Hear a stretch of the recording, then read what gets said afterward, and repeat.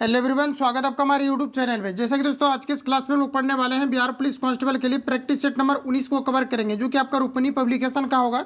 और इसके पहले ऑलरेडी हमने जो है प्रैक्टिस नंबर आपको 18 तक जो है इस बुक का आपको कवर करा दिया है, जो कि आपको प्ले लिस्ट में आपको अवेलेबल मिल जाएगा। अगर आपने क्लास को अटेम्प्ट नहीं लिया हुआ है तो सारा कुछ आपको प्ले लिस्ट में मैंने जो है अरेंज आपको कर दिया है, तो सारे क्लास को आप लोग अटेम्प्ट ले सकते हैं। और पीडीएफ फाइल अगर आपको चाहिए तो वीडियो के डिस्क्रिप्शन में जो है टेलीग्राम का लिंक डाला गया है, तो टेलीग्राम से आप सभी लोग जुड़ जाएं। वहाँ पर जाकर के आपको रिक्वेस्ट डाल देना है, आपको एक्सेप्ट कर लिया जाएगा। तो आप लोग पीडीएफ को जो है लेकर के प्रॉपर में रिवीजन और साथ ही आप जो है रीड आप लोग कर पाएंगे। तो ये शुरू करते हैं और चीज़ों को समझते हैं। आज के इस क्लास में हम लोग जो है 100 क्वेश्चन को कवर करने वाले, जितनी भी मैंने आपको क्लास प्रोवाइड किया है सभी में 100 प्रश्नों को कवर किए हैं। तो आप लोगों को 100 में 100 आप लोगों को लगाना है और देखना कि आप इनमें से कितना को अटेम्प्ट ले पा रहे हैं। तो ये शुरू करते हैं और चीज़ों को समझते हैं। आज का फर्स्ट क्वेश्चन हमारे यहाँ पर आपको 1 नंबर में देखिए पूछा है, अपने विचारों के प्रसारण हेतु महात्मा गांधी ने किस समाचार पत्र का संपादन किया था, ये आपको हमारा पूछा है। बताइए आप लोग राइट आंसर क्या होगा। काफी इंपॉर्टेंट क्वेश्चन है, याद रखेंगे आप सभी लोग कि हरिजन समाज की स्थापना जो है महात्मा गांधी के द्वारा जो है किए गए थे। तो राइट आंसर यहाँ पर आपका बी करेक्ट हो जाएगा। हरिजन समाज के अलावा अगर हम लोग यहाँ पर बात करें तो महात्मा गांधी के द्वारा यंग इंडिया का भी स्थापना जो है महात्मा गांधी के द्वारा जो है किए गए थे। याद रखेंगे आप सभी लोग, यंग इंडिया की स्थापना किनके द्वारा किया गया था, तो महात्मा गांधी के द्वारा। और साथ ही आपका हरिजन समाज की जो स्थापना किया गया था ये महात्मा गांधी के द्वारा किए गए थे। आगे बढ़ते अगला क्वेश्चन हमारा नेक्स्ट नंबर आपको देखिए पूछा है, भारत के संविधान में मौलिक अधिकारों का उल्लेख कहाँ पर मिलता है, ये आपको पर पूछा रही है। आपका प्रीवियस पेपर में भी क्वेश्चन आपका पूछा गया था, तो आप सभी लोगों को ध्यान में रखना है कि जो आपके भारत संविधान का जो मौलिक अधिकारों का उल्लेख किया गया है ये कहाँ पर किया गया है, तो आपके जो है भाग आपके 3 में किए गए। तो ऑप्शन यहाँ पर आपका जो है सी करेक्ट हो जाएगा। याद रखेंगे आप सभी लोग कि भारतीय संविधान में जो है मौलिक अधिकारों का जो वर्णन किया गया है ये कौन से भाग में किया गया है, तो ये आपका किया गया है भाग आपका 3 में। अगर आर्टिकल के बारे में आपको पूछा जाता है तो आर्टिकल आपके 19 हो जाएंगे, तो ऑप्शन सी यहाँ पर आपका जो है राइट हो जाएगा। अगला क्वेश्चन हमारा नेक्स्ट यहाँ पर आपको देखिए पूछा है, अंतर्राष्ट्रीय मुख्यालय अंतर्राष्ट्रीय यहाँ पर आपको दिया गया न्यायालय का मुख्यालय कहाँ पर स्थित है, ये आपको हमारा पूछा रहा है। सभी ऑप्शन आपके सामने दिए गए हैं, बताइए यहाँ पर आप लोग राइट आंसर क्या हो जाएगा। तो फ्रेंड्स याद रखेंगे आप सभी लोग कि अंतर्राष्ट्रीय न्यायालय का जो मुख्यालय है ये कहाँ पर स्थित है, ये आपके जो है आपके वियना में द हेग में आपका स्थित है। राइट आंसर यहाँ पर आपका जो है सी करेक्ट हो जाएगा। अंतर्राष्ट्रीय न्यायालय का मुख्यालय कहाँ पर है, तो आपका जो है द हेग में स्थित है। ऑप्शन यहाँ पर आपका जो है सी करेक्ट हो जाएगा। अगर आपको ये नहीं पता है कि द हेग कहाँ पर है, तो ये नीदरलैंड की कैपिटल है जिसको हम लोग द हेग बोलते हैं। तो ऑप्शन यहाँ पर आपका जो है सी करेक्ट हो जाएगा। याद रखेंगे आप सभी लोग। आगे बढ़ जाता है, अगर आपको ये पूछा जाता है कि जो आपके अंतर्राष्ट्रीय न्यायालय है इनकी स्थापना कब किया गया था, तो 1946 में जो है अंतर्राष्ट्रीय न्यायालय की स्थापना किया गया था। अगला क्वेश्चन हमारा नेक्स्ट देखिए पूछा है कि पेनिसिलिन की खोज पेनिसिलिन किससे निकाला जाता है, ये आपको हमारा पूछा है। देखिए पेनिसिलिन के खोज के बारे में भी पूछा जाता है और यहाँ पर आपको पूछा रहा है कि पेनिसिलिन जो है ये किससे निकाला जाता है, ये आपको हमारा पूछा रहा है। तो याद रखेंगे आप सभी लोग कि पेनिसिलिन जो निकाला जाता है ये फफूंदी के द्वारा निकाले जाते हैं। तो ऑप्शन यहाँ पर आपका सी करेक्ट हो जाएगा। याद रखेंगे आप सभी लोग। अगर आपको ये पूछा जाता है कि ये जो खोज किया गया था पेनिसिलिन का ये किनके द्वारा किया गया था, तो ये आपका जो अलेक्जेंडर फ्लेमिंग के द्वारा किए गए थे। ऑप्शन यहाँ पर आपका सी करेक्ट हो जाएगा। इतने फैक्ट को आप सभी लोगों को याद रखना है। अगला क्वेश्चन हमारा नेक्स्ट देखिए पूछा है, निम्नलिखित में से किस शास्त्रीय नृत्य शैली में कथा भाव हमेशा महाभारत या रामायण से लिया जाता है, तो याद रखेंगे आप सभी लोग ये आपका यहाँ पर हो जाएगा कुचिपुड़ी। देखिए फ्रेंड्स कुचिपुड़ी जो है ये आपका जो शास्त्रीय नृत्य है और ये जो कुचिपुड़ी है ये आपके आंध्र प्रदेश से आपका संबंधित है। तो पूछा जाता है कि कुचिपुड़ी जो आपके शास्त्रीय नृत्य है ये किस राज्य से संबंधित है, ये आंध्र प्रदेश से संबंधित है। और ये जो हमेशा इसका जो भाव लिया जाता है ये आपके महाभारत और रामायण से लिए जाते हैं। ऑप्शन सी यहाँ पर आपका राइट हो जाएगा। अगला क्वेश्चन देखिए नेक्स्ट हमारा पूछा है कि चूज द करेक्ट स्पेलिंग। बताइए आप लोग यहाँ पर आपका राइट आंसर क्या होगा। तो यहाँ पर आपका राइट आंसर हो जाएगा ओपोनेंट। आपका यहाँ पर राइट आंसर आपका हो जाएगा, क्योंकि यहाँ पर आपको पूछा रहा है करेक्ट स्पेलिंग के बारे में, तो आप सभी लोगों को ध्यान में रखना है। अपोनेंट का जो होता है OPPONENT आपका होता है। तो राइट आंसर यहाँ पर आपका जो है ये करेक्ट हो जाएगा। अगला क्वेश्चन हमारा नेक्स्ट यहाँ पर आपको देखिए पूछा है, यहाँ पर आपको बताना है कि वन हु इज लाइकेबल। तो बताइएगा आप लोग जो है इसका किस प्रकार का वर्ड इसके लिए आप यूज करेंगे। तो वन हु इज लाइकेबल, तो यहाँ पर आप लोग को बताना है इसके लिए आप एक वर्ड का अगर यूज करते हैं तो आप कौन से वर्ड का यूज करेंगे, ये आपका यहाँ पर कहने का मतलब है। तो फ्रेंड्स यहाँ पर आपका जो राइट आंसर हो जाएगा ये आपका एमिएबल हो जाएगा। क्या हो जाएगा, तो एमिएबल हो जाएगा। ऑप्शन यहाँ पर आपका बी करेक्ट हो जाएगा। याद रखेंगे। अगला क्वेश्चन हमारा नेक्स्ट यहाँ पर आपको देखिए पूछा देखिए एमिएबल का मतलब होता है एक तरह से वातावरण के अनुकूल आप बोल सकते हैं, ठीक है। तो इसका भी मतलब आपका वही होता है। राइट आंसर यहाँ पर आपका जो है बी करेक्ट हो जाएगा। आगे बढ़ जाते हैं। अगला क्वेश्चन हमारा नेक्स्ट यहाँ पर आपको देखिए पूछा है, choose the correct passive of the sentence given below. तो यहाँ पर आपको दिया गया है I was waiting A peon. तो प्यून यहाँ पर आपको दिया गया है या इसको आप जो है पोएम भी पढ़ सकते हैं, POEM आपका यहाँ पर पोएम आपका हो जाएगा, ठीक है। तो एन रहेगा तो आपका प्यूम या फिर आपका जो है प्यून आपका हो जाएगा। तो यहाँ पर अगर हम लोग देखें तो ये आपका यहाँ पर हो जाएगा I was waiting a poem दिया गया है। तो बताइए आप लोग जो है इसका किस प्रकार से आप भेसिव जो है पेसिव में ट्रांसलेट करेंगे, ये आपको हमारा पूछा जा रहा है। तो यहाँ पर अगर हम लोग पेसिव में अगर हम लोग देखें तो इसका यहाँ पर हो जाएगा आपका ए पोएम, आपका पहले आ जाएगा ए पोएम वाज। और देखिए जहाँ पर भी आपका क्या होता है कि वाज वेयर रहता है, और इसको अगर हम लोग पेसिव में अगर ट्रांसलेट करते हैं तो यहाँ पर आपका वाज बिंग का प्रयोग होता है। तो यहाँ पर आपका हो जाएगा वाज बिंग रिटर्न, V3 लगता है आपका वॉइस में, और यहाँ पर आपका हो जाएगा बाय मी। तो राइट आंसर यहाँ पर आपका जो है डी यहाँ पर आपका करेक्ट हो जाएगा। पास्ट टेंस के लिए आप जो है V3 का यूज करेंगे। तो राइट आंसर यहाँ पर आपका डी करेक्ट हो जाएगा। अगला क्वेश्चन हमारा देखिए नेक्स्ट पूछा रहे, यहाँ पर आपको दिया गया है कि बट इन आइडियम्स मीन्स। तो बताइए आप लोग यहाँ पर आपका राइट आंसर क्या हो जाएगा। तो यहाँ पर आपका इसका जो करेक्ट आंसर हो जाएगा आपका जो है इंटर ट्रप्ट आपका हो जाएगा। तो ऑप्शन यहाँ पर आपका जो है डी करेक्ट हो जाएगा। अगला क्वेश्चन हमारा नेक्स्ट यहाँ पर आपको देखिए पूछा रहे ब्रेक इनटू आइडियम्स मीन्स बताना है। बताइए आप लोग यहाँ पर आपका राइट आंसर क्या हो जाएगा। तो ब्रेक इनटू का मतलब क्या होता है, तो इसका मतलब यहाँ पर आपको हो जाएगा inter by force. Right answer यहाँ पर आपका जो है सी करेक्ट हो जाएगा। अगला क्वेश्चन हमारा नेक्स्ट यहाँ पर आपको देखिए पूछा रहे, यहाँ पर आपको दिया गया कि प्रेमदासा क्रिकेट ग्राउंड किस देश में स्थित है, ये आपको नंबर बताना है। इंपोर्टेंट क्वेश्चन है। बताइए आप लोग यहाँ पर आपका राइट आंसर क्या हो जाएगा। 4 ऑप्शन आपके सामने दिए गए, सभी क्वेश्चन में आपको 4 से 5 सेकंड का टाइम लेना है, और साथ ही आप सभी लोगों को देखना है कि इनमें से राइट आंसर आपका क्या होगा। अटेम्प्ट भी आप सभी लोगों को लेते चलना है। तो यहाँ पर आपको देखिए जो पूछा रहा है कि प्रेमदासा क्रिकेट ग्राउंड ये किस देश में स्थित है, ये आपको नंबर पूछा रहा है। तो याद रखेंगे आप सभी लोग कि ये श्रीलंका में स्थित है। राइट आंसर यहाँ पर आपका जो है सी करेक्ट हो जाएगा। याद रहेगा आप सभी लोगों को ये कहाँ पर है, तो ये आपका श्रीलंका में स्थित है। अगला क्वेश्चन हमारा नेक्स्ट देखिए पूछा रहे कि पौधे के विभिन्न अंग वनस्पतियां और जैविक अपशिष्ट क्या कहलाते हैं, ये आपको हमारा पूछा रहे थे। ये बायोमास कहलाते हैं। ऑप्शन यहाँ पर आपका जो है बी राइट हो जाएगा। अगला क्वेश्चन हमारा कि निम्न में से कौन सा घटना गुरुत्वाकर्षण बल का परिमाण नहीं है, ये आपको हमारा पूछा रहा है। 4 ऑप्शन आपके सामने दिए गए, बताइए आप लोग राइट आंसर क्या होगा। तो देखिए दोस्तों यहाँ पर आपको दिया गया है वर्षा का होना और बर्फ का घिसना। तो बताइए ये पर्यावरण आपका ग्रेविटेशनल जो फोर्स है इसका ये आपका जो है मान को ये आपका रख रहा है या फिर आपके नहीं रख रहा है। मतलब इसका कहने का मतलब है कि ग्रेविटेशनल का जो आपका फोर्स होता है ये आपका 6.67 इंटू 10⁻⁻11 न्यूटन मीटर पर स्क्वायर जो है न्यूटन मीटर स्क्वायर पर आपका केजी स्क्वायर होता है। तो बताइए कि इस अगर हम लोग देखें तो इतना बल से, या फिर आप डायरेक्ट बोल सकते हैं कि ग्रेविटेशनल फोर्स जो है क्या बारिश पड़ता है तो क्या इस पर ग्रेविटेशनल फोर्स कार्य करता है या फिर आपका नहीं करता है। तो यहाँ पर आपका जो है नहीं होगा। आपको थोड़ा सा ध्यान में रखना है कि बारिश जब होता है या बर्फ का घिसना अगर मतलब गिरना रहता है तो ये आपका जो है ग्रेविटेशनल कांस्टेंट के अंतर्गत आपके नहीं आते हैं।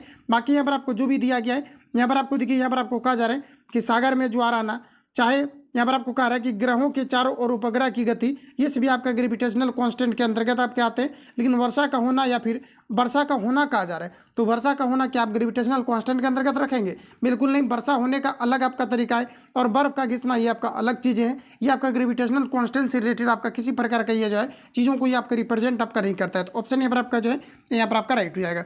अगला क्वेश्चन हमारा नेक्स्ट देखिए पूछा रहे कि अंडे देने वाले प्राणी को क्या कहा जाता है, ये आपको हमारा बताना है। सभी ऑप्शन आपके सामने दिए गए, बताइए आप लोग यहाँ पर आपका राइट आंसर क्या होगा। तो फ्रेंड्स याद रखेंगे इसे हम लोग अंडज प्राणी के नाम से जानते हैं। अंडे देने वाले प्राणी को हम लोग क्या कहते हैं, इसे हम लोग अंडज प्राणी के नाम से जानते हैं। ऑप्शन सी यहाँ पर आपका राइट हो जाएगा। अगला क्वेश्चन हमारा नेक्स्ट यहाँ पर आपको देखिए पूछा रहे निम्न में से कौन सी तापमान एसआई की इकाई है, ये आपको हमारा बताना है। बताइए आप लोग तापमान की एसआई इकाई क्या हो जाएगा। सभी ऑप्शन आपके सामने दिए गए। इंपॉर्टेंट क्वेश्चन, इस प्रकार के क्वेश्चन आपके जो है प्रीवियस पेपर में भी आपके पूछे गए, तो आप लोगों को ध्यान से करना है। और यहाँ पर जो आपका राइट आंसर हो जाएगा ये आपका यहाँ पर हो जाएगा केल्विन। तो तापमान का जो यूनिट होता है ये आपका क्या होता है, केल्विन होता है। ऑप्शन यहाँ पर आपका डी करेक्ट हो जाएगा। अगला क्वेश्चन देखिए पूछा रहे कि निम्न में से कौन सी रचना यहाँ पर आपको दिया गया नागार्जुन की नहीं है, ये आपको नंबर बताना है। तो नागार्जुन की अगर हम लोग बात करें तो ये देखिए आपका यहाँ पर आपको दिया गया रतिनाथ की चाची, ये आपका नागार्जुन की रचना है। और यहाँ पर आपको दिया गया बाबा बटेरनाथ, ये भी आपका नागार्जुन की रचना है। और हम लोग यहाँ पर अगर देखें इमरतिया दिया गया है, ये भी आपका नागार्जुन की जो है रचना है। तो यहाँ पर आपका राइट आंसर हो जाएगा दादा। यहाँ पर आपका कामरेड दिया गया है, ये आपका यहाँ पर जो है गलत दिया गया, ये जो है आपका नागार्जुन का रचना नहीं है। तो यहाँ पर जो आपका राइट आंसर हो जाएगा ऑप्शन डी यहाँ पर आपका करेक्ट हो जाएगा। तो याद रखेंगे आप सभी लोग यहाँ पर आपका राइट आंसर क्या हो जाएगा, तो ये आपका ऑप्शन यहाँ पर आपका डी करेक्ट हो जाएगा।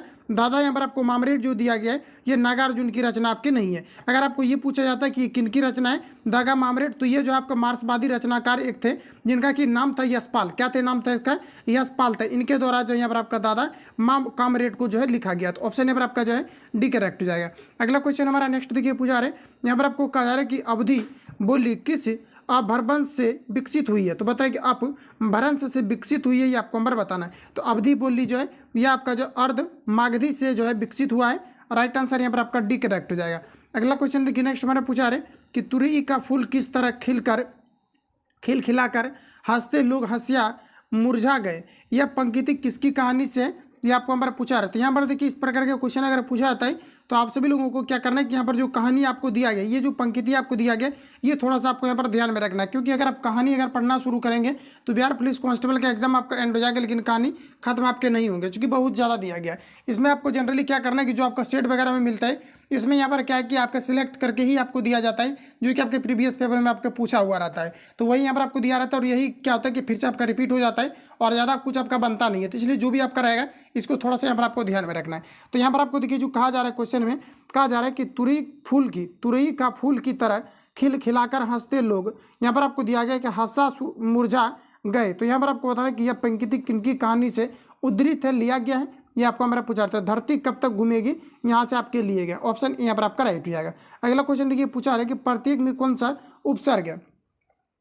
तो देखिए प्रत्येक में अगर हम लोग देखें तो प्र दिया गया है, तो बताइए कि प्रत्येक में क्या ये उपसर्ग है या फिर आपका नहीं है। तो यहाँ पर अगर हम लोग देखें तो इसको सबसे पहले तो आप संधि विच्छेद भी आप कर सकते हैं, तब आपको यहाँ पर क्लियर वे में आपको पता चल जाएगा कि यहाँ पर आपका कौन सा उपसर्ग दिया गया है। जो उपसर्ग किसी भी वर्ड के आपके पहले लगता है, तो यहाँ पर आपका क्या हो जाएगा, तो आपका यहाँ पर प्रति, और यहाँ पर आपका क्या हो जाएगा प्रति, और यहाँ पर आपका हो जाएगा एक, तो आपका क्या हो जाएगा प्रति एक। तो यहाँ पर अगर हम लोग देखें तो यहाँ पर आपका राइट आंसर जो हो जाएगा ऑप्शन बी करेक्ट हो जाएगा। यहाँ पर संधि विच्छेद के बाद आपको डेफिनेटली पता चल जाएगा, और संधि विच्छेद से भी रिलेटेड क्वेश्चन आपका जो है पूछा जाता है। अगला देखिए पूछा रहे, यहाँ पर आपको दिया गया उक्त कंठित का पर्यायवाची शब्द कौन सा नहीं है, ये आपको हमारा बताना है। बताइए आप लोग राइट आंसर क्या हो जाएगा। तो देखिए दोस्तों यहाँ पर जो आपका राइट आंसर हो जाएगा, ये आपका इच्छुक भी आपका होता है, और ललायित भी होता है, और उत्सुक भी होता है, लेकिन यहाँ पर आपको अभिलाषा दिया गया है, तो ये आपका यहाँ पर राइट आंसर नहीं हो जाएगा, ये यहाँ पर आपका गलत दिया गया। बाकी आप देखेंगे तो यहाँ पर आपका उत्कंठित का जो है इच्छुक भी होता है, ललायित भी होता है, और उत्सुक भी होता है। तो यहाँ पर आपका सभी हो जाएंगे ये तीनों, और ये वाला आपका नहीं होगा। तो यही आपका यहाँ पर राइट आंसर जो है डी करेक्ट हो जाएगा। अगला देखिए पूछा रहे गैस नियंत्रक आर का मात्रक क्या होता है, ये आपको हमारा बताना है। बताइए आप लोग राइट आंसर क्या होगा। तो सबसे पहले एक देखिए हमारा आपका फॉर्मूला भी कभी कभी पूछा आता है, इनर्ट गैस के बारे में पूछा जाता है कि इसका फॉर्मूला क्या होता है। तो पी बी बराबर आपका एन, आर आपका जो है टी आपका हो जाता है। तो यहाँ पर आपको पूछा क्या जा रहा है, इसका यूनिट के बारे में आपको पूछा जा रहा है। इसका अगर आप फॉर्मूला अगर लिखेंगे तो थोड़ा आपका जो है मतलब कैलकुलेटिव आपका ज़्यादा हो जाता है। तो यहाँ पर आप लोग थोड़ा सा इसको याद रखेंगे। तो यहाँ पर आपका जो आर दिया गया, इसका जो आपका फॉर्मूला होता है, इसका फॉर्मूला आपका जूल पर केल्विन आपका पर आपका मोल होता है, जूल पर आपका केल्विन और पर आपका जो है आपका मोल होता है। तो याद रखेंगे, ऑप्शन यहाँ पर आपका जो है सी करेक्ट हो जाएगा। अगला क्वेश्चन देखिए नेक्स्ट पूछा जा रहा है। नेक्स्ट हमारे यहाँ पर आपको देखिए पूछा जा रहा है कि द्रव को गर्म करने पर उसका अपवर्तनांक सामान्यतः क्या होंगे, ये आपको यहाँ पर पूछा रहता है। देखिए गर्म को जब भी किसी द्रव को गर्म किया जाता है तो इसका जो अपवर्तनांक होता है ये क्या हो जाता है, ये घट जाता है।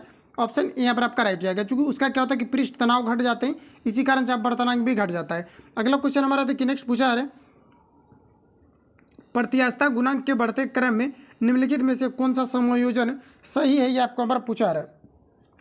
तो यहाँ पर आपको याद रखना है, सबसे पहले तो आपका जो है पूछा रहा है कि बढ़ते क्रम में तो सबसे ज़्यादा इस्पात का होता है और सबसे कम आपका रबड़ का होता है। क्योंकि अगर आप पीटेंगे तो इस्पात जो होता है ये काफ़ी ज़्यादा औकात वर्धनीय होता है, और ये काफ़ी ज़्यादा जो पतले चादर के रूप में बनाया जा सकता है, और इसका जिसका घनत्व अधिक होगा वो आपका क्या होता है कि ज़्यादा इलास्टिसिटी के गुण को रिप्रेजेंट करेगा।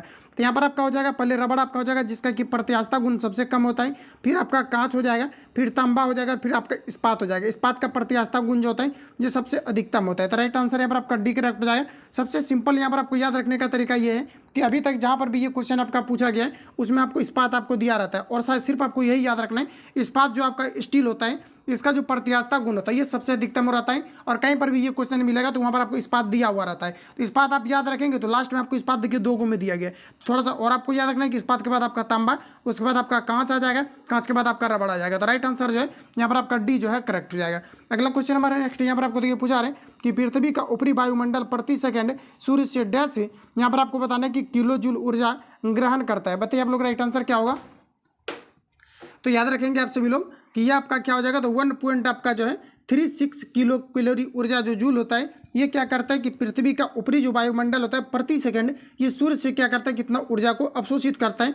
ऑप्शन यहाँ पर आपका जो है डी करेक्ट हो जाएगा। अगला हमारा देखिए नेक्स्ट क्वेश्चन पूछा रहे कि निम्न में से किसी मृत्यु से दुखी हुए मलिकों ने अपने वस्त्र फाड़ डाले और सुल्तान के शव को नंगे पांव कब्रिस्तान ले जाते समय अपने सिर पर धूल फेंके और 40 दिन का उपवास किया। तो बताइए कि ये किनके द्वारा किया गया था, ये आपको हमारा बताना। तो ये आपका जो है गयासुद्दीन बलबन के द्वारा किया गया था। ऑप्शन नंबर आपका जो है बी राइट हो जाएगा। अगला क्वेश्चन हमारा नेक्स्ट नंबर आपको देखिए पूछा रहे कि किसी तरल के आदर्श प्रवाह को संतुष्ट होना चाहिए। बताइए आप लोग राइट आंसर क्या होगा।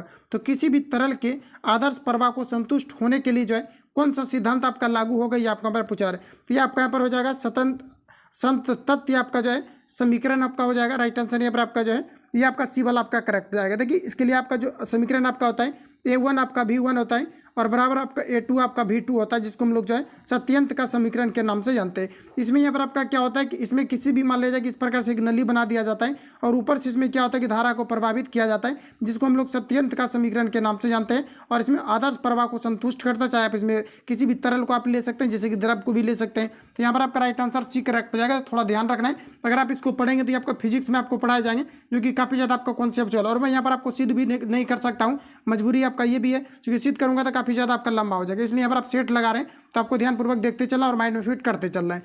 अगला क्वेश्चन हमारा नेक्स्ट यहाँ पर आपको देखिए पूछा है कि किसी ठोस द्रव का स्पर्श कोण किस पर निर्भर करता है, ये आपको हमारा बताना है। तो किसी भी ठोस द्रव का जो स्पर्श कोण होता है ये जो निर्भर करता है ठोस एवं द्रव दोनों पर ही आपका डिपेंड करता है। राइट आंसर यहाँ पर आपका सी करेक्ट हो जाएगा। अगला क्वेश्चन हमारा नेक्स्ट यहाँ पर आपको देखिए पूछा है कि जड़त्वीय बल एवं श्यान बल का अनुपात प्रदर्शित करता है। फ्रेंड्स यहाँ पर आपको देखिए कि एक रोनाल्ड का जो है सिद्धांत आपका था, जिसमें कि उन्होंने ये बताया रोनाल्ड का जो सिद्धांत आपका होता है ये आपका यहाँ पर होता है NR, और NR बराबर जो आपका यहाँ पर आपका फॉर्मूला होता है प्रति एकांक क्षेत्रफल में जो बल लगता है, मतलब गुरुत्वीय बल, इसको हम लोग यहाँ पर ऊपर रखते हैं। और साथ ही आपका जो है श्यान बल जो लगता है इसको हम लोग नीचे रखते हैं, मतलब गुरुत्वीय बल आपका ऊपर रहता है और श्यान बल आपका जो है आपका नीचे रहता है। इसी को हम लोग बोलते हैं नोराल्टो, जो आप इसको हम लोग क्या बोलते हैं तो रेनाल्डो का सिद्धांत बोलते हैं।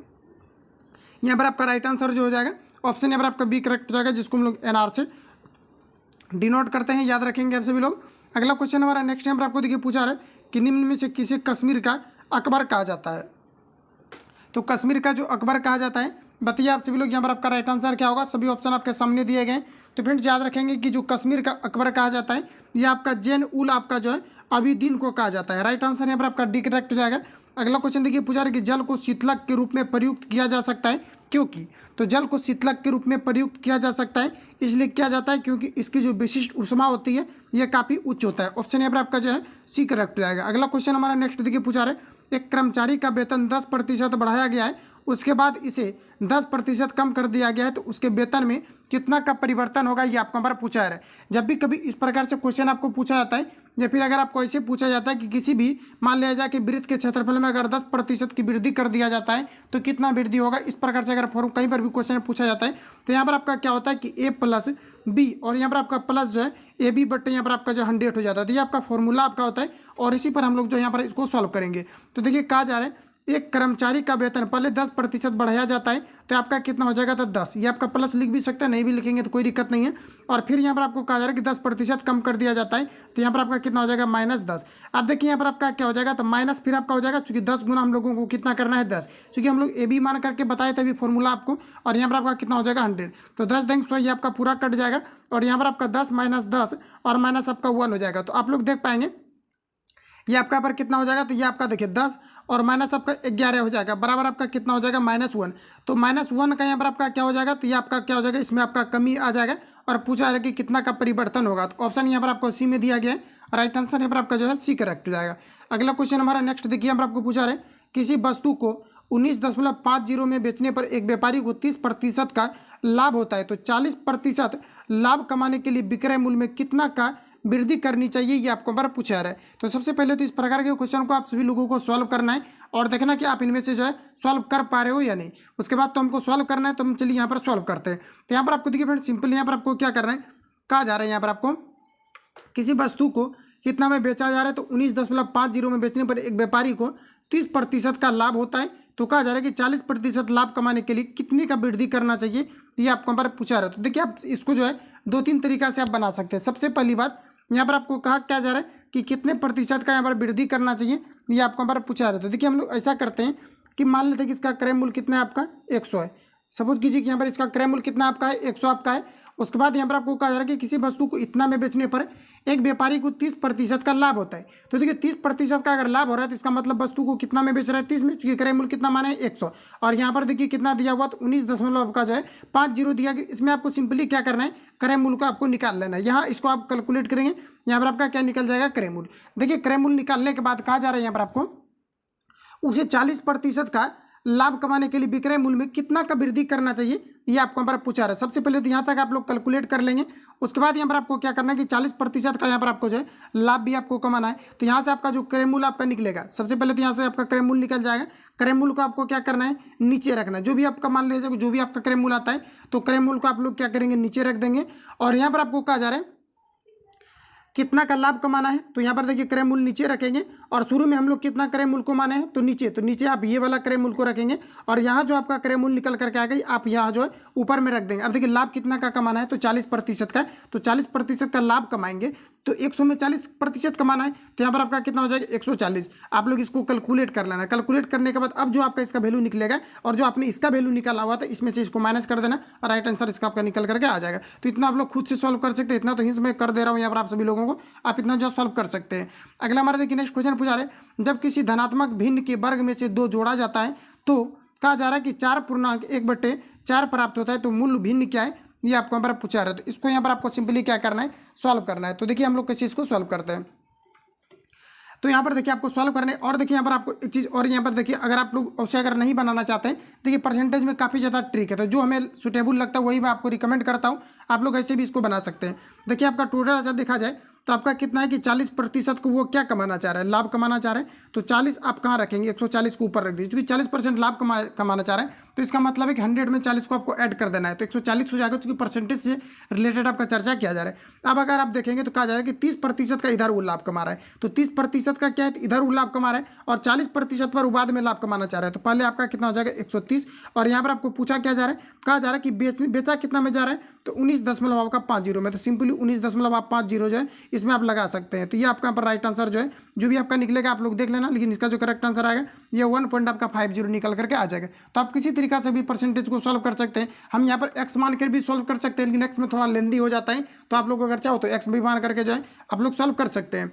अगला क्वेश्चन हमारा नेक्स्ट यहाँ पर आपको देखिए पूछा है, कहा जा रहा है कि जब किसी धनात्मक भिन्न में कहा जा रहा है कि 2 जोड़ा जाता है, तो सपोज कीजिए कि कोई धनात्मक भिन्न आपका x है, इसमें आपका अगर 2 जोड़ा जाता है, तो यहाँ पर आपको कहा जा रहा है कि तो मान जो है 4/1/4 प्राप्त होता है, तो मूल भिन्न क्या है, तो 4 चौक कितना हो जाएगा 16, एक आपका कितना हो जाएगा तो 17 बटे आपका कितना हो जाएगा 4, और 2 को उस पार ले जाकर के आप लोग माइनस करेंगे तो इसका फाइनली आपका राइट आंसर आ जाएगा। तो आप लोग इसको कैलकुलेट कर लेना, और यहाँ पर जो आपका फाइनली राइट आंसर आएगा 1/1/2 जो है आपका निकल करके आ जाएगा। जब किसी धनात्मक भिन्न के वर्ग में से 2 को घटाया जा रहा है, सॉरी, जब किसी धनात्मक भिन्न के वर्ग में से 2 घटाया जा रहा है तो सिर्फ आपको x का स्क्वायर कर देना है, और इसके वर्ग में से 2 को घटाया जाता है तो कितना हो जाता है, तो 4 आपका कितना हो जा रहा है बराबर 4/1 आपका 4 हो जा रहा है। तो इसको आप लोग कैलकुलेट करेंगे, राइट आंसर इसका निकल करके आ जाएगा।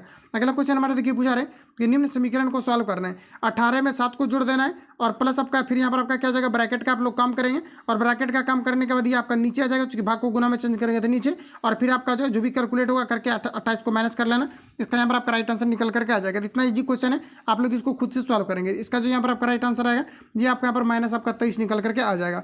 अगला क्वेश्चन हमारा नेक्स्ट देखिए पूछा आ रहा है, यहाँ पर आपको बताना है कि यदि 5 परीक्षणों का माध्य यहाँ पर आपको दिया गया है, कहा जा रहा है यहाँ पर आपको x+3 x+4 x+6 तथा x+7 का माध्य यहाँ पर आपको दिया गया 11 है, तो कहा जा रहा है कि अंतिम 3 परीक्षणों का माध्य कितना होगा, ये आपको हमारा पूछा रहा है। देखिए आपको सिंपली क्या करना है, इन सभी को आपको ऐड कर देना है। इन सभी को अगर आप लोग ऐड करेंगे तो बताइए इसको ऐड कर देना है। जैसे कि मान लिया जाए कि यहाँ पर आपका कितना हो जाएगा तो x, और यहाँ पर आपका x प्लस आपका 3 हो जाएगा, फिर आपका क्या हो x प्लस आपका 4 हो जाएगा, फिर आपका x प्लस आपका 6 हो जाएगा। और देखिए कि यहाँ पर आपने जो है कितना फ्रैक्शन को आपने जो है ऐड यहाँ पर आपका किया हुआ है।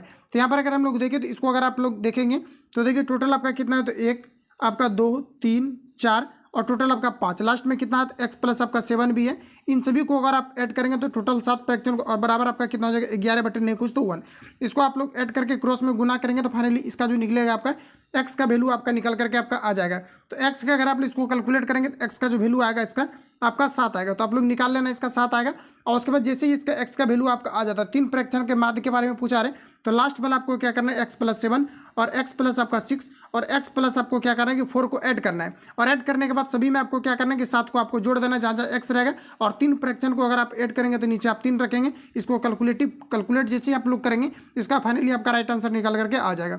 तो इसका जो आपका आंसर आपका आएगा ये आपका 12 आपका 6-7 आ जाएगा। तो आप लोग इसको जो है सॉल्व कर लेना।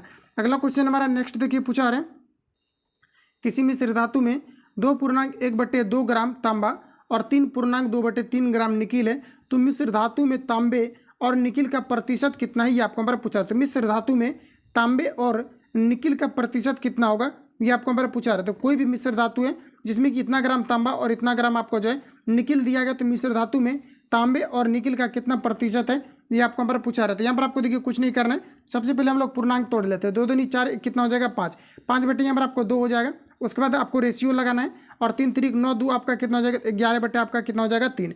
अब देखिए यहाँ पर आपका इतना आपका हो चुका है। अब देखिए रेशियो इसका हम लोग कैसे लिखेंगे, तो रेशियो लिखने के लिए आप हर का क्या करेंगे एलसीएम लेंगे, और हर का जैसे आप लोग यहाँ पर एलसीएम लेंगे तो इसका एलसीएम कितना हो जाएगा, तो 3 दूना 6 हो जाएगा, और 6 को आपको क्या करना है कि दोनों में सिंपली गुना कर देना है। अब इसको कैलकुलेट करते हैं तो 2 तिया आपका 6 हो जाएगा, तो 5 तिया कितना हो जाएगा 15, और उसके बाद यहाँ पर देखेंगे तो 3 दूना 6, 11 दूना कितना हो जाएगा 22।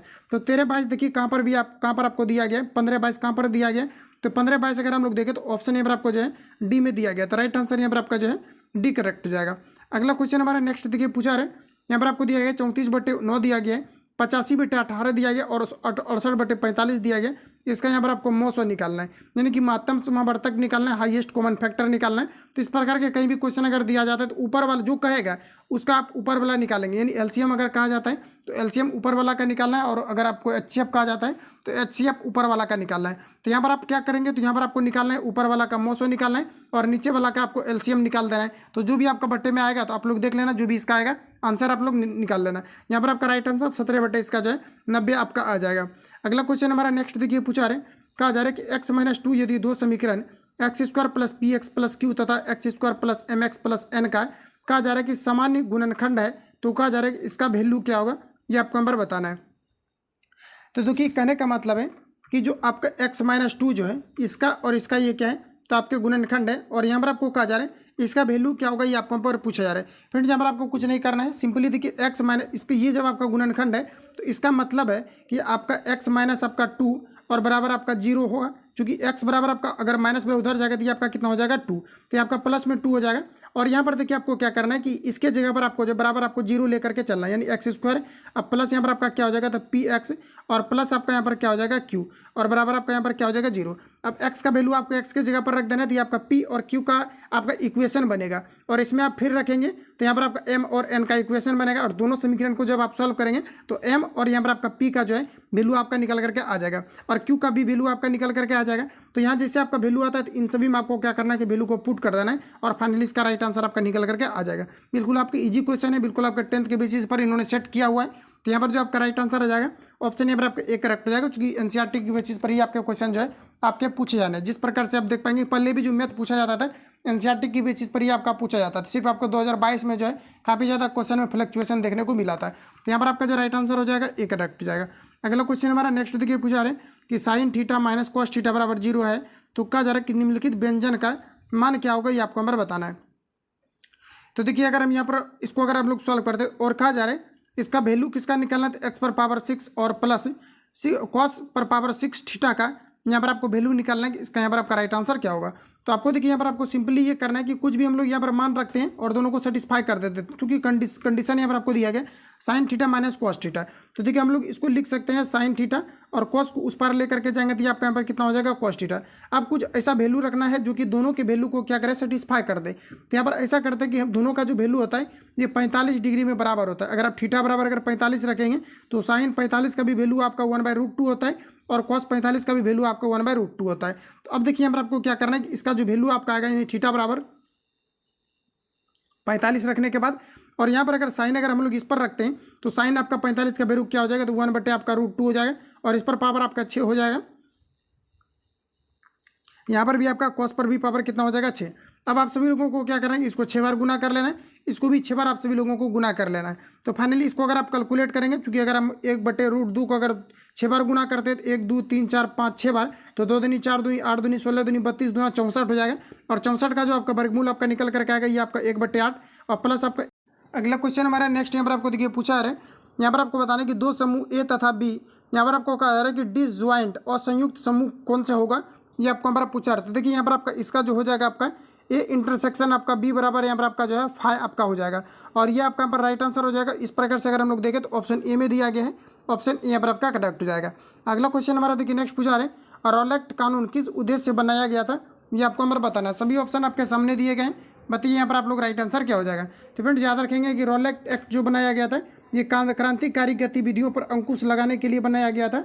ऑप्शन यहाँ पर आपका जो है डी करेक्ट हो जाएगा। याद रहेगा आप सभी लोगों को, अगर आपको ये पूछा जाता है कि रॉलेट एक्ट जो है ये कब आपका पारित हुआ था, तो ये आपका जो 1919 में जो है पारित हुआ था। राइट आंसर यहाँ पर आपका जो है डी करेक्ट हो जाएगा। अगला क्वेश्चन देखिए नेक्स्ट हमारा पूछा रहे, भारत में किस वर्ष लेखांकन को लेखा परीक्षक से पृथक किया गया था, ये आपको हमारा पूछा रहा था। ये किया गया था वर्ष 1976 में जो है किस पूछा किया जा रहा है कि किस वर्ष लेखांकन को लेखा परीक्षक से पृथक किया गया था, तो 1976 में किया गया था। तो ऑप्शन यहाँ पर आपका जो है ए करेक्ट हो जाएगा। अगला क्वेश्चन देखिए नेक्स्ट हमारा पूछा जा रहा है, पूंजीवादी अर्थव्यवस्था में निवेश व्यय क्या है, ये आपको हमारा पूछा रहा है। बताइए यहाँ पर आप लोग राइट आंसर क्या होगा। तो कहा जा रहा है कि पूंजीवादी अर्थव्यवस्था में निवेश व्यय क्या है, ये आपको हमारा पूछा जा रहा है। तो पूंजीवादी अर्थव्यवस्था में निवेश व्यय क्या हो जाएगा, तो उत्पादन क्षमता में वृद्धि उत्पादन क्षमता में वृद्धि लाने हेतु जो व्यय किया जाता है इसे हम लोग क्या बोलते हैं, तो पूंजीवादी अर्थव्यवस्था में निवेश के नाम से जानते हैं, निवेश व्यय के नाम से जानते हैं। ऑप्शन सी यहाँ पर आपका राइट हो जाएगा। अगला क्वेश्चन देखिए नेक्स्ट पूछा रहे कि ब्रेटन वुड सम्मेलन किस वर्ष हुआ था, ये आपको हमारा बताना है। बताइए आप लोग राइट आंसर क्या होगा। तो ये आपका 1944 में हुआ था, ऑप्शन ए यहाँ पर आपका करेक्ट हो जाएगा। अगला देखिए पूछा रहे 1882 की त्रुटि यहाँ पर आपको दिया गया त्रिगुट संधि में कौन राष्ट्र सम्मिलित नहीं था, ये आपको हमारा बताना है। बताइए आप लोग राइट आंसर क्या होगा। तो ये आपका यहाँ पर हो जाएगा इंग्लैंड शामिल नहीं था, बाकी जितने भी आपका दिया गया था 1882 की त्रिगुट संधि में शामिल था। अगला क्वेश्चन हमारा नेक्स्ट टाइम पर आपको देखिए पूछा रहे, कहा जा रहा है कि महारानी लक्ष्मीबाई की समाधि कहाँ पर स्थित है, ये आपको यहाँ पर पूछा रहे। इंपॉर्टेंट क्वेश्चन है, याद रखेंगे आप सभी लोग। ये आपका है ग्वालियर में। राइट आंसर यहाँ पर आपका जो है डी करेक्ट हो जाएगा। अगला क्वेश्चन हमारा है कि लोनार झील कहाँ पर अवस्थित है, ये आपको हमारा पूछा रहा है। ये आपका प्रीवियस पेपर में भी पूछा हुआ क्वेश्चन है, तो याद रखेंगे आप सभी लोग। ये आपका यहाँ पर करेक्ट आंसर हो जाएगा महाराष्ट्र में। लोनार झील कहाँ पर स्थित है, तो ये महाराष्ट्र में स्थित है। अगला क्वेश्चन हमारा कि भारत के किस राज्य की सीमा नेपाल से मिलती है, ये आपको हमारा पूछा रहा है। सभी ऑप्शन आपके सामने रहे, बताइए यहाँ पर आप लोग राइट आंसर क्या होगा। तो भारत के किस राज्य की सीमा नेपाल से मिलती है, ये आपको हमारा पूछा रहा है। ये आपका यहाँ पर हो जाएगा सिक्किम का। ऑप्शन यहाँ पर आपका जो है डी करेक्ट हो जाएगा। अगला क्वेश्चन देखिए नेक्स्ट हमारा पूछा रहे कि उदय एक दूसरे के साथ समझौता कर प्रतिस्पर्धा न करने का निर्णय ले सकते हैं और कुल लाभ को अधिकतम कर सकते हैं, ऐसा किस प्रकार के बाजार में संभव है, ये आपको हमारा बताना है। तो ऐसा जो है आपका द्वैधिकार बाजार में संबंध है। राइट आंसर यहाँ पर आपका डी करेक्ट हो जाएगा। अगला क्वेश्चन देखिए नेक्स्ट हमारा पूछा रहे कि किसको पार कर लेने पर एक दिन जुड़ जाता है, ये आपको हमारा बताना है। तो किसको पार कर लेने पर एक दिन जुड़ जाता है, तो ये आपका यहाँ पर हो जाएगा 180 डिग्री अंश देशांतर पश्चिम से पूर्व। ऑप्शन यहाँ पर आपका जो है डी करेक्ट हो जाएगा, क्योंकि पृथ्वी जो घूर्णन करती है ये आपके पश्चिम से पूर्व की दिशा में करती है। अगला क्वेश्चन देखिए नेक्स्ट हमारे यहाँ पर आपको पूछा है, यहाँ पर आपको बताना है कि भारत के दक्षिण छोर का नाम क्या है, ये आपको हमारा बताना है। तो भारत का जो दक्षिण छोर का नाम है, बताइए आप लोग। यहाँ पर आपका क्या हो जाएगा, सभी ऑप्शन आपके सामने दिए गए, तो ये आपका यहाँ पर राइट आंसर हो जाएगा। इसे हम लोग बोलते हैं निकोबार द्वीप में स्थित इंदिरा पॉइंट। डायरेक्ट आपको इंदिरा पॉइंट भी आपको दिया रहता है। यहाँ पर आपका राइट आंसर जो है सी करेक्ट हो जाएगा। अगला क्वेश्चन देखिए नेक्स्ट हमारे यहाँ पर आपको पूछा रहे कि निम्नलिखित में से कौन सा समुद्री बंदरगाह और तेल परिष्करण केंद्र दोनों है, ये आपको हमारा बताना है। तो यहाँ पर आपका राइट आंसर हो जाएगा, ये आपका मंगलोर आपका हो जाएगा, हल्दिया और विशाखापट्टनम जो है ये आपका समुद्री बंदरगाह और तेल परिष्करण जो परिष्करण जो केंद्र होता है, इन जो है आपके दोनों के लिए प्रसिद्ध है। राइट आंसर यहाँ पर आपका डी हो जाएगा। अगला क्वेश्चन देखिए नेक्स्ट पूछा रहे, एक वर्ष में किसी देश के सामान्य निवासियों और उसकी संपत्ति द्वारा उत्पादित सभी अंतिम वस्तुओं और सेवाओं के मूल्य को चाहे वे घरेलू राज्य क्षेत्र के भीतर परिचालित हो या बाहर हो, इसे क्या कहा जाता है, ये आपको हमारा पूछा रहा है। यहाँ पर आपको लग रहा होगा काफ़ी ज़्यादा कॉन्सेप्चुअल है, लेकिन सिंपली यहाँ पर आपको ये पूछा रहा है, ये आपका सकल राष्ट्रीय उत्पाद के बारे में पूछा रहा है। राइट आंसर यहाँ पर आपका सी करेक्ट हो जाएगा। अगला देखिए पूछा रहा है कि भारत में स्थापित सबसे पहला सफल लोहा इस्पात उद्योग कहाँ पर है, ये आपको हमारा पूछा रहा है। ये आपका यहाँ पर हो जाएगा टाटा और लोहा इस्पात कंपनी, जिसे हम लोग टिस्को बोलते हैं। राइट आंसर यहाँ पर आपका जो है सी करेक्ट हो जाएगा। याद रखेंगे आप सभी लोग, काफ़ी इंपॉर्टेंट क्वेश्चन है जो कि काफ़ी ज़्यादा एग्जाम में आपका जो आपका रिपीट भी किए गए, तो याद रखेंगे ऑप्शन यहाँ पर आपका जो है सी करेक्ट हो जाएगा। अगला देखिए पूछा रहा है कि संघवाद की स्थापना कब हुई थी, ये आपको हमारा पूछा रहा है। सभी ऑप्शन आपके सामने दिए गए। बताइए आप लोग राइट आंसर क्या हो जाएगा। तो संघवाद की स्थापना बताइए आप लोग कब हुआ था। तो संघवाद की जो स्थापना हुआ था ये आपका प्रथम विश्व युद्ध के बाद हुआ था। तो ऑप्शन यहाँ पर आपका जो है एक करेक्ट हो जाएगा। याद रखेंगे आप सभी लोग कि संघवाद की स्थापना कब हुआ था। तो ये आपका प्रथम विश्व युद्ध के बाद हुआ था।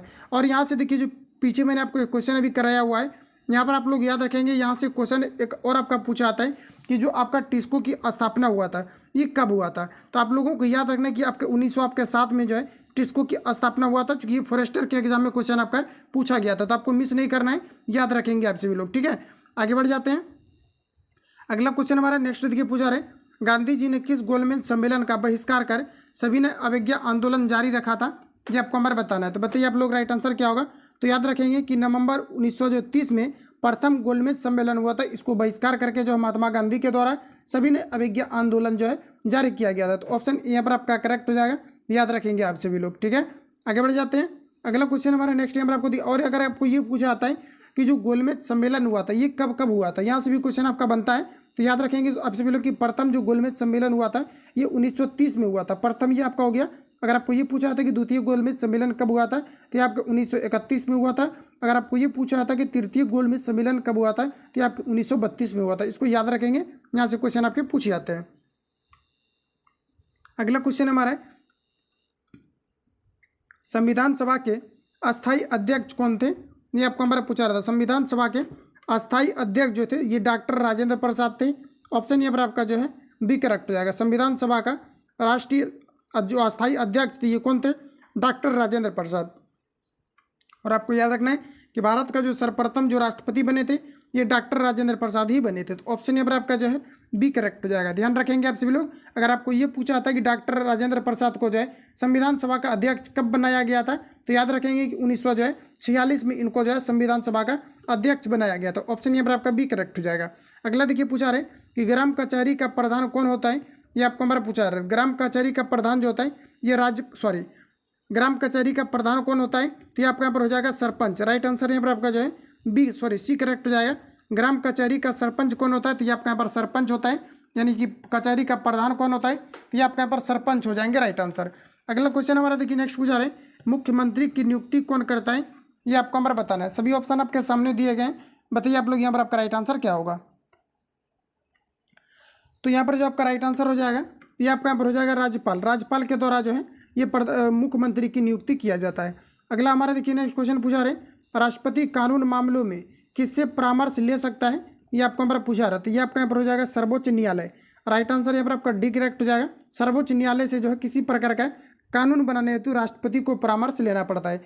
अगला देखिए पूछा रहे कि सर्वोच्च न्यायालय किस संस्था का निरीक्षक करता है। ये आपको पर पूछा निरीक्षण करती है। तो सर्वोच्च न्यायालय जो होता है ये किसका निरीक्षण करती है तो ये जो है अधीनस्थ न्यायालय का निरीक्षण करती है। ऑप्शन सी यहाँ पर आपका राइट हो जाएगा। अगला देखिए नेक्स्ट क्वेश्चन हमारा पूछा रहे, भारत के मुख्य निर्वाचन आयुक्त का कार्यकाल कितना होता है। ये आपको हमारा बताना है। सभी ऑप्शन आपके सामने दिए गए हैं। बताइए यहाँ पर आप लोग राइट आंसर क्या हो जाएगा। तो भारत के मुख्य निर्वाचन आयुक्त का कार्यकाल कितना होता है, 6 वर्ष अथवा 65 वर्ष की आयु तक जो भी पहले हो। राइट आंसर यहाँ पर आपका जो है सी करेक्ट हो जाएगा।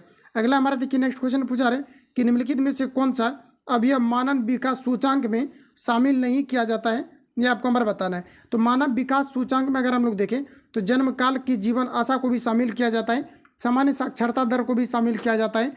ऑप्शन सी में कहा जा रहा है कि वास्तविक प्रति व्यक्ति पर विकास दर, ये आपका यहाँ पर गलत हो जाएगा, इसे शामिल नहीं किया जाता है। ऑप्शन यहाँ पर आपको डी में दिया गया है लोगों की जीवन शैली, इसको भी शामिल किया जाता है। तो राइट आंसर यहाँ पर आपका जो है सी करेक्ट हो जाएगा। अगला क्वेश्चन हमारा नेक्स्ट यहाँ पर आपको देखिए पूछा रहा है व्यावसायिक बैंक का कार्य क्या होता है। बताइए आप लोग राइट आंसर क्या हो जाएगा। तो फ्रेंड्स याद रखेंगे कि व्यावसायिक बैंक का जो कार्यकाल होता है ये ग्राहकों की जमा को स्वीकार करने के साथ साथ ऋण भी ये देता है। ऑप्शन यहाँ पर आपका जो है बी करेक्ट हो जाएगा। जैसे आप ज़्यादा से ज़्यादा आपका क्वेश्चन पर कमांडिंग हो जाएगा तो देखते ही आपको पता चल जाएगा सभी ऑप्शन में यहाँ पर आपका राइट आंसर जो है क्या होने वाला है। अगला देखिए पूछा रहे कि 2011 की जनगणना के अनुसार भारतवासियों की औसत आयु कितनी थी। ये आपको हमारा पूछा है। तो कहा जा रहा है कि 2011 के जनगणना के अनुसार भारतवासियों की औसत आयु कितना था। ये आपको हमारा पूछा है। एवरेज व्यक्ति जो कि जिसका की आयु जो है बीच में एक मिडल में जो है मान करके निकाला गया था कि इतने व्यक्ति वाले आयु वाले जो है व्यक्ति ये सर्वाधिक है। तो यहाँ पर आपको बताना है कि कितना जो है पाया गया था। तो ये पाया गया था आपका 64 आपका जो है 6 वर्ष की लगभग आयु वाले व्यक्ति जो है ज़्यादातर आपके पाए गए थे। अगला क्वेश्चन देखिए नेक्स्ट हमारा पूछा रहे कि भारत सरकार द्वारा आर्थिक सुधार संबंधी नवीन आर्थिक नीति अपनाई गई थी। तो ये कब अपनाई गई थी, ये आपको हमारा पूछा रहे, ये 1991 में अपनाई गई थी। ऑप्शन सी करेक्ट हो जाएगा। रिपीट कर लेंगे आप सभी लोग। पूछा क्या जा रहा है कि भारत सरकार कहा जा रहा है कि आर्थिक सुधार संबंधी नवीन आर्थिक नीति ये कब अपनाई गई थी, ये आपको हमारा पूछा रहा है। 1991 में अपनाई गई थी। ऑप्शन यहाँ पर आपका जो है सी करेक्ट हो जाएगा। अगला देखिए पूछा रहा है जब लेड धातु कॉपर क्लोराइड के विलयन से अभिक्रिया करती है तब यहाँ पर आपको बताना है क्या होता है। तो यहाँ पर आपका होता क्या है कि लेड जो होता है, लेड क्लोराइड आपका निर्मित होता है।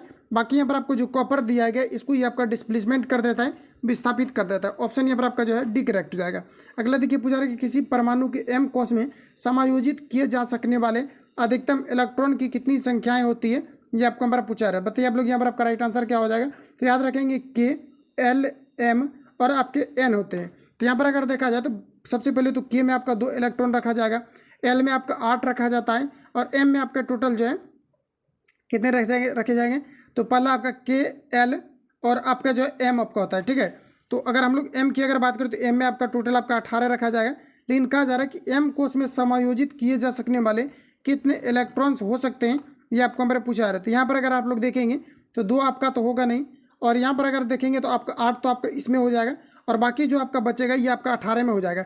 लेकिन देखिए यहाँ पर आपका क्वेश्चन जो पूछा गया है बिल्कुल आपके फंसाने के जरिए आपको पूछा गया है। यहाँ पर आपका राइट आंसर आपका डी मारना पड़ेगा, इसलिए मारना पड़ेगा क्योंकि आपका के आपका फुल फिल है, एल भी आपका फुल फिल है और एम में आपका अधिकतम आपका 18 होता है। लेकिन यहाँ पर आपको आ जा रहा है एम में आप किसको रख सकते हैं, तो 8 को तो रख नहीं सकते क्योंकि 8 आपका कहाँ पर रहेगा। तो 8 आपका जो ये आपके इसके अंतर्गत एल के अंतर्गत रहेगा और 6 अगर हम लोग देखें तो ये भी आपका एल के अंतर्गत रहेगा और 2 आपका के अंतर्गत रहेगा। तो यहाँ पर अगर हम लोग राइट आंसर की अगर बात करें तो मजबूरी में आपको ऑप्शन नंबर डी यहाँ पर आपको लगाना पड़ेगा। अगला देखिए नेक्स्ट क्वेश्चन पूछा रहे कार्बन का कौन सा अपरूप यहाँ पर आपको दिया गया कि जियोडेसिक ग्लोब के रूप में है, ये आपको हमारा बताना है। तो बताइए आप लोग यहाँ पर आपका राइट आंसर क्या हो जाएगा। तो ऑप्शन ए यहाँ पर आपका करेक्ट हो जाएगा फ्लोरीन। आगे बढ़ जाते हैं। अगला क्वेश्चन देखिए नेक्स्ट हमारा पूछा रहे कि डैश प्रयोग में गुणों को विरासत को एक पीढ़ी से अगली पीढ़ी में ले जाने के लिए तंत्र प्रदान करते हैं। तो ये आपका यहाँ पर हो जाएगा मेंडल। ऑप्शन यहाँ पर आपका सी करेक्ट हो जाएगा। मेंडल के द्वारा ही आपका जो है जेनेटिक्स का खोज किया गया था एक पीढ़ी से दूसरी पीढ़ी के लिए, और इनके द्वारा जो सर्वप्रथम जो प्रयोग किया गया था ये आपका यहाँ पर किया गया था जो है मटर के पौधे पर किया गया था। तो याद रखेंगे आप सभी लोग, अगर आपको ये पूछा जाता है कि जो आपका जेनेटिक्स का जो नामांकन किया गया था ये किन के द्वारा किया गया था, तो ये आपका W.C. वाटसन के द्वारा किया गया था। और थोड़ा सा आपको ये भी याद रख लेना है कि जो जीन शब्द दिया गया था यहाँ से आपका ये किन के द्वारा दिया गया था, ये आपके जोहान्स के द्वारा दिए गए थे। ये दोनों को आपको याद रखना है, यहाँ से क्वेश्चन आपके जो है पूछे जाते हैं। तो याद रहेगा आप सभी लोगों को। आगे बढ़ जाते हैं। अगला आपको देखिए नेक्स्ट यहाँ पर आपको पूछा आ रहा है कि इनमें से कौन सा अंग उत्सर्जन तंत्र से संबंधित नहीं है, ये आपको हमारा पूछा आ रहा है। तो उत्सर्जन तंत्र की अगर हम बात करें तो यहाँ पर आपको दिया गया धमनी, तो ये सभी उत्सर्जन तंत्र के अंतर्गत आपका रहेगा। और यहाँ पर अगर देखें तो गुर्दे की धमनी कहा जा रहा है, ये आपका उत्सर्जन तंत्र से आपका संबंधित जो है आपका नहीं रहेगा। ऑप्शन यहाँ पर आपका बी करेक्ट हो जाएगा। बाकी जितने भी आपके दिए गए सभी आपके उत्सर्जन तंत्र से संबंधित है। अगला क्वेश्चन देखिए नेक्स्ट हमारा पूछा आ रहा है, कहा जा रहा है कि निम्नलिखित में से किन पौधों में गुप्त प्रजनन अंग पाए जाते हैं।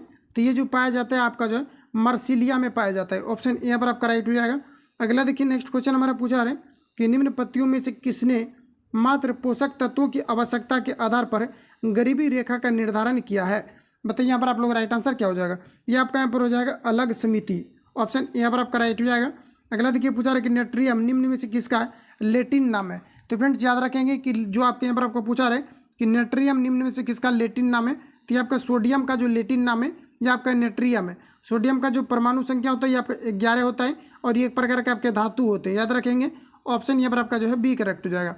अगला हमारा देखिए नेक्स्ट क्वेश्चन पूछा रहे अब अस्फीतिकारी और मुद्रा अस्फीति अंतरालों के संबंध में निम्न में से कौन सा कथन सही नहीं है, ये आपको हमारा बताना है। तो ये आपका यहाँ पर दिया गया है ऑप्शन ए में कि अस्फीतिकारी अंतराल के कारण आउटपुट रोजगार और मूल्य स्तरों में वृद्धि करती है, ये आपका यहाँ पर गलत दिया गया और हमें गलत ही छटना है। राइट आंसर यहाँ पर आपका जो है ये करेक्ट हो जाएगा। नेक्स्ट क्वेश्चन हमारा अगला यहाँ पर आपको देखिए पूछा रहा है वर्ष 2022 के 67वें फिल्म फेयर पुरस्कार के तहत निम्न में से किसे लाइफ टाइम अचीवमेंट पुरस्कार से अगस्त 2022 में सम्मानित किया गया है, ये आपको हमारा बताना है। तो देखिए दोस्तों ये जो अभी सम्मानित किया गया है ये सुभाष घई को किया गया है। ऑप्शन यहाँ पर आपका सी करेक्ट हो जाएगा। अगला क्वेश्चन देखिए पूछा रहा है कि पृथ्वी, यहाँ पर आपको दिया गया कि पृथ्वी राजरासो हिंदी साहित्य के किस काल में लिखा गया है, ये आपको हमारा बताना है। तो फ्रेंड्स याद रखेंगे कि पृथ्वी राजरासो हिंदी साहित्य के किस काल में लिखा गया है ये आपको यहाँ पर बताना है। तो ये आपका यहाँ पर हो जाएगा आदिकाल, ऑप्शन ए यहाँ पर आपका राइट हो जाएगा। अगला क्वेश्चन देखिए, नेक्स्ट हमारा पूछा रहा है, कहा जा रहा है कि कौन सा शब्द स्त्रीलिंग है, ये आपको हमारा बताना है। तो ऑप्शन देखिए और बताइए आप लोग यहाँ पर आपका राइट आंसर क्या होगा। ये आपका यहाँ पर हो जाएगा केतली। केतली जो यहाँ पर आपका स्त्रीलिंग है, बाकी जितने भी यहाँ पर आपको दिया गया ये आपके पुल्लिंग के अंतर्गत आपके रहेंगे। और वैसे भी आपको पता है कि किसी भी वर्ड में अगर जो है हर्षई का अगर लगा रहता है, दुर्घई कर लगा रहता है, मतलब जैसे केतली में आप देख पाएंगे यहाँ पर आपका जो है दुर्घई कर लगा हुआ है, तो ये आपका जो है स्त्रीलिंग के अंतर्गत प्राय आते हैं। अगला क्वेश्चन देखिए, नेक्स्ट हमारे यहाँ पर आपको पूछा रहे कि पानी ना बरसता तो धान सूख जाता है, किस प्रकार का वाक्य है, ये आपको हमारा पूछा रहा है। तो ये जो आपके वाक्य हैं ये एक प्रकार का आपका संकेत कर रहा है, ये आपका संकेत वाचक के अंतर्गत आपके रहेंगे, क्योंकि ये आपका एक प्रकार का संकेत कर रहा है कि पानी ना बरसता तो धान सूख जाता है। अगला क्वेश्चन देखिए पूछा रहे, वचन से फिरना के लिए उचित मुहावरा का यहाँ पर आपको चयन करना है। तो यहाँ पर आपका राइट आंसर हो जाएगा मुकर जाना, ऑप्शन यहाँ पर आपका जो है ए करेक्ट हो जाएगा। अगला क्वेश्चन देखिए, नेक्स्ट हमारा पूछा रहे, आधुनिक आवर्त सारणी डैश में है। फ्रेंड्स याद रखेंगे, इंपॉर्टेंट क्वेश्चन है। आधुनिक आवर्त सारणी जो है, सर्वप्रथम तो आपको ये याद रखना है कि आधुनिक आवर्त सारणी में टोटल अगर आपको ये पूछा जा रहा है यहाँ पर आपको कि कितने समूह हैं, तो टोटल आपका जो हो जाएगा ये आपका 8 समूह हो जाएगा। अगर आपको ये पूछा जाता है कि आधुनिक आवर्त सारणी में कितने आवर्त हैं, अगर आपको ये पूछा जाता है तो आवर्त की अगर हम लोग यहाँ पर बात करें तो टोटल आवर्त आपका कितना हो जाएगा 7। और समूह अगर आपको पूछा जा रहा है तो ये आपका यहाँ पर क्या हो जाएगा, तो समूह टोटल आपका यहाँ पर 18 हो जाएगा। और अगर आपको ये पूछा जाता है कि आधुनिक आवर्त सारणी किनके द्वारा दिया गया था, तो ये मोसले के द्वारा दिए गए थे। याद रखेंगे, इंपोर्टेंट क्वेश्चन है, यहाँ से आपके पूछे जाते हैं। मोसले के द्वारा जो है 1913 में आधुनिक आवर्त सारणी को दिया गया था। तो इतने फैक्ट को आप सभी लोग याद रखेंगे, ऑप्शन यहाँ पर आपका जो है डी करेक्ट हो जाएगा। अगला क्वेश्चन देखिए, नेक्स्ट हमारा पूछा रहे कि निम्न में से किस पूर्व भारतीय क्रिकेटर को चेन्नई स्थित Vels institute of science and technology and award and यहाँ पर आपको दिया गया स्टडीज ने डायरेक्ट की मानद उपाधि से अगस्त 2022 में सम्मानित किया है, ये आपको यहाँ पर बताना है। ये आपको यहाँ पर हो जाएगा सुरेश रैना, ऑप्शन यहाँ पर आपका डी करेक्ट हो जाएगा। अगला क्वेश्चन देखिए पूछा रहे कि निम्नलिखित में से बढ़िया रोधी इंसुलेटर कौन सा है। इंसुलेटर करने का मतलब है कि जो कि मतलब एक प्रकार से आप बोल सकते हैं इंसुलेटर जिससे कि विद्युत धारा प्रभावित हो सकता है। कहा जा रहा है कि निम्नलिखित में से कौन सा है बढ़िया रोधी इंसुलेटर कौन सा है, ये आपको यहाँ पर पूछा रहा है। तो बताइए आप लोग यहाँ पर आपका राइट आंसर क्या हो जाएगा। तो इंसुलेटर के बारे में यहाँ पर आपको पूछा रहे, तो इंसुलेटर जो यहाँ पर आपका हो जाएगा ये आपका यहाँ पर कांच हो जाएगा। कांच जो है इंसुलेटर का काम करता है, इससे विद्युत धारा प्रवाहित जो है आपके नहीं हो पाते हैं। और रोधी का मतलब होता है रोक लेना, और शायद मैंने आपको बता दिया कि किससे आसानी से पार हो जाएगा। तो यहाँ पर आपका जो राइट आंसर हो जाएगा ऑप्शन यहाँ पर आपका सी करेक्ट हो जाएगा। तो याद रखेंगे। अगला क्वेश्चन हमारा नेक्स्ट यहाँ पर आपको देखिए पूछा रहे, और यहाँ पर आप लोग जो है याद भी रख सकते हैं, हालांकि कभी पूछा नहीं गया है। अगर आपको ये पूछा था कि कांच में जो वायु की चाल होती है ये आपका पूछा जाता है, लेकिन कांच में अगर बात करें तो जो विद्युत का जो चाल होता है इसके बारे में कभी भी आपको क्वेश्चन जो आपका नहीं पूछा गया है, तो इसका वैल्यू को हम लोग जो स्किप कर देते हैं।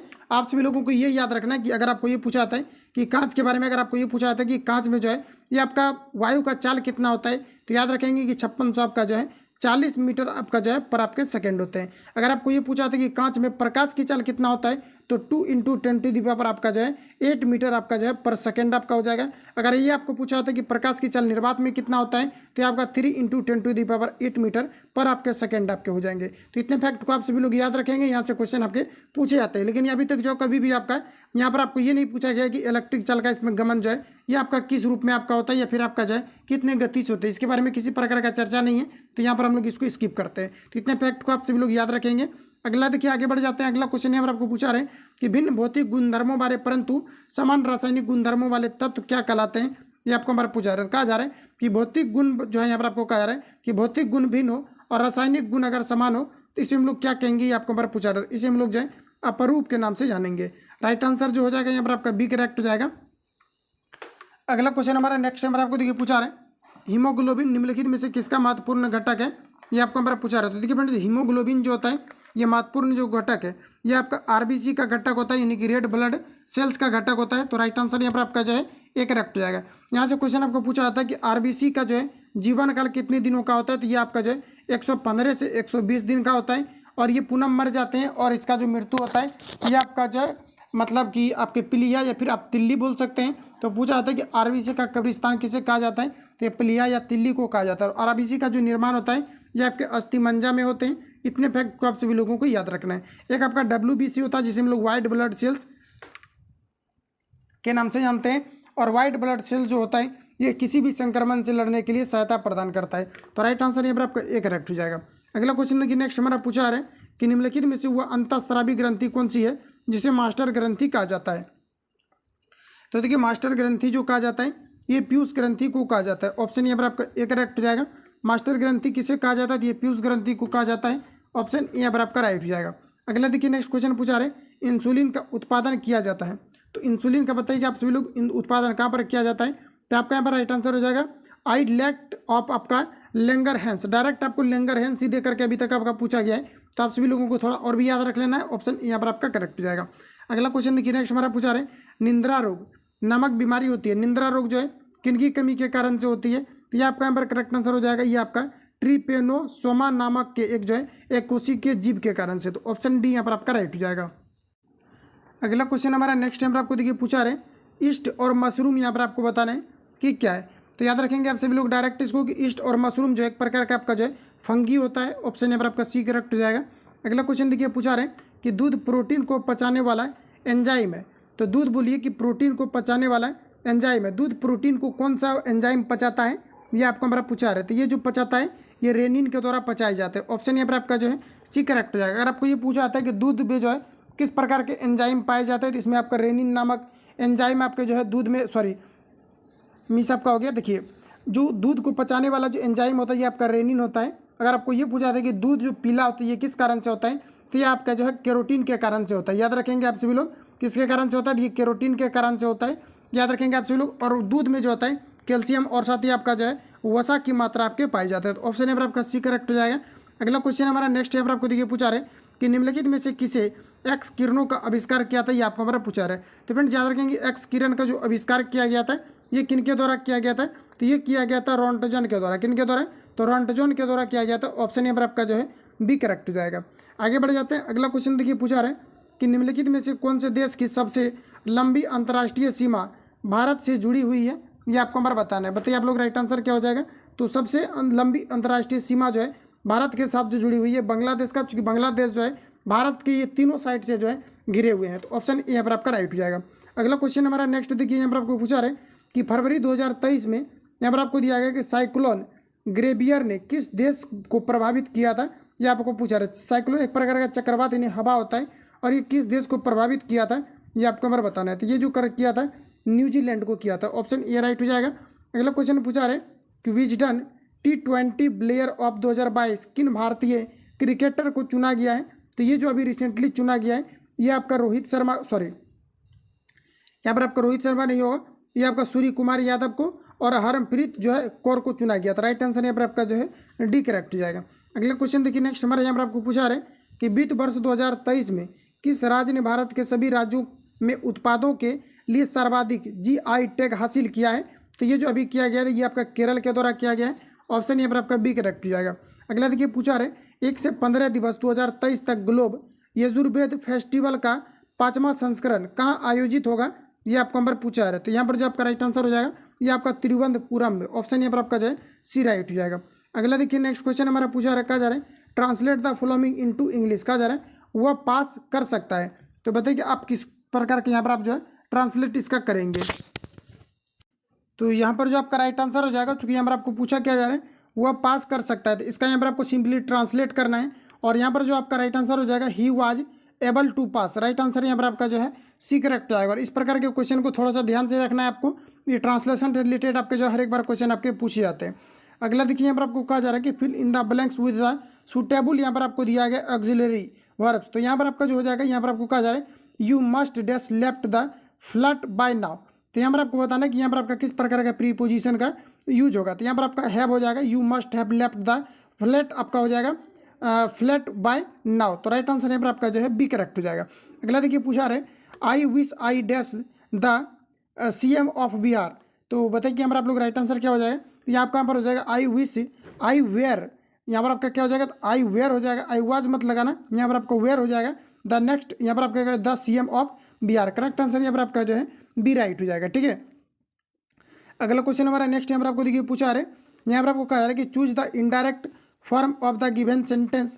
कहा जा रहा है कि ही साइड टू मी, कहा जा रहा है कि he said to me don't open the door. तो यहाँ पर आपको बताना है कि इसके लिए आप इनडायरेक्ट जो है कौन से स्पीच का यूज करेंगे। तो यहाँ पर आपका हो जाएगा ही फॉरबेड, क्या हो जाएगा यहाँ पर आपका ही forbade me to open the door. Right answer यहाँ पर आपका बी करेक्ट हो जाएगा। अब देखिए यहाँ पर आपका पूरा जितनी भी आपका सेट में क्वेश्चन था इसको मैंने कंप्लीटली आपको रिवील आपको कर दिया। अब